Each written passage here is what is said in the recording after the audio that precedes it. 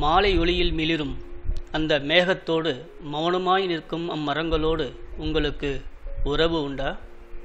அந்த மேகங்களையும் மரத்தையும் முதன்முறையாக பார்ப்பது போல் பாருங்கள். எண்ணங்களின் குறுக்கீடு இல்லாமல், கவனம் சிதறாமல், இதயம் கனிந்து அவைகளை பாருங்கள். நம்மை போன்றே அவைகளும் பூமியின் அங்கமாக இருக்கிறது. அநேகம் பேர் எல்லா நேரமும் தங்களை பற்றியே நினைத்து கொண்டிருக்கிறார்கள். நீங்கள் மரங்கள் நட்டால், ஒரு தோட்டம் வைத்தால், உங்களை பற்றிய நினைப்பை நிறுத்த அது உதவும். அன்பும் வெறுப்பும் இணைந்திருக்க இயலாதா? பொறாமையானது அன்பினை சொல்கிற அடையாளம்தானே.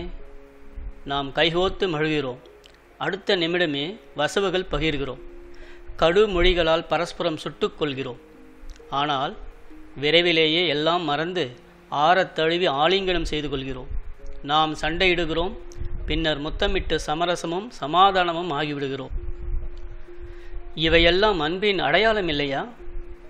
பொறாமை என்பதே அன்பினை வெளிப்படுத்த பிறக்கிற ஒரு மொழிதானே.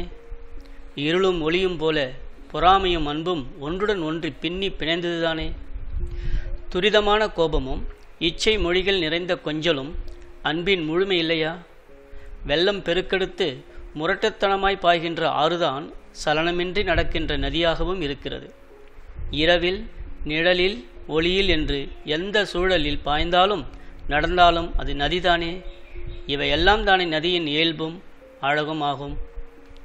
நம் எல்லோருக்குமே பயம் உள்ளது.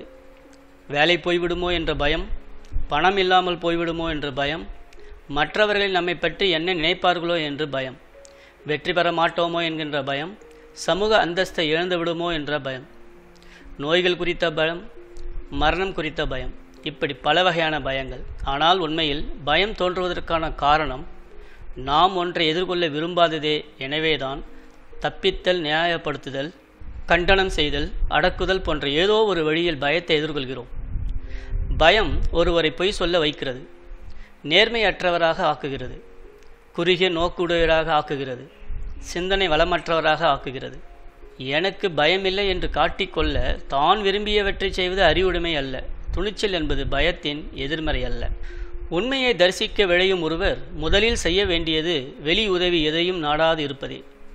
என் மதம் இவ்வாறு கட்டளையிடுகிறது, என் குரு இப்படி போதிக்கிறார், யோக சாஸ்திரம் இப்படி அறிவுரைக்கிறது என அத்தனையும் உதறி எறிவது அவசியம். மிஞ்சி இருப்பது நமது புலனறிவும் பிரஞ்சையும் மாத்திரமே.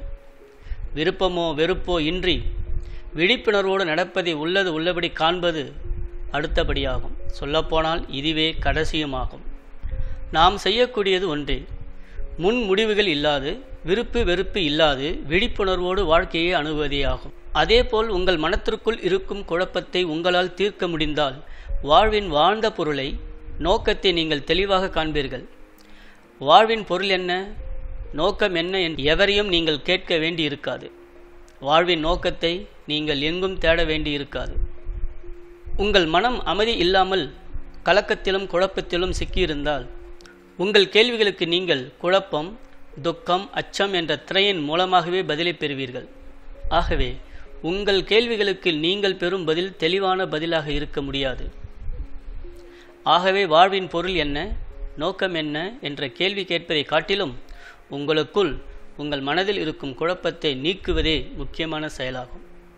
மனதில் இருக்கும் குழப்பத்தை தீர்க்காமல் வாழ்வின் சிருஷ்டியின் பொருள் என்ன, நோக்கம் என்ன என்று கேள்வி கேட்பது ஒரு பார்வையற்றவர் ஒளி என்றால் என்ன என்று கேட்பதை போன்றதாகும். ஒளியின் தன்மையை பார்வையற்ற ஒருவருக்கு நான் விளக்கி கூறுவதை அவருடைய கருத்திற்கு ஏற்றவாறு புரிந்து கொள்வார். ஆனால் அவர் கண்ணில் ஒளி வந்த பிறகு, அவருக்கு பார்வை வந்த தருணத்தில் இருந்து அவர் ஒளி என்றால் என்ன என்ற கேள்வியை எழுப்பவே மாட்டார். அதேபோல் உங்கள் மனத்திற்குள் இருக்கும் குழப்பத்தை உங்களால் தீர்க்க முடிந்தால் வாழ்வின் வாழ்ந்த பொருளை, நோக்கத்தை நீங்கள் தெளிவாக காண்பீர்கள். வாழ்வின் பொருள் என்ன, நோக்கம் என்ன என்று எவரையும் நீங்கள் கேட்க வேண்டி இருக்காது. இது போன்ற வீடியோக்களை உடனுக்குடன் பார்க்க மறவாமல் சப்ஸ்கிரைப் பட்டனையும் பெல் ஐக்கானையும் பிரஸ் செய்யவும். ஏற்கனவே செய்த நண்பர்களுக்கு நன்றி.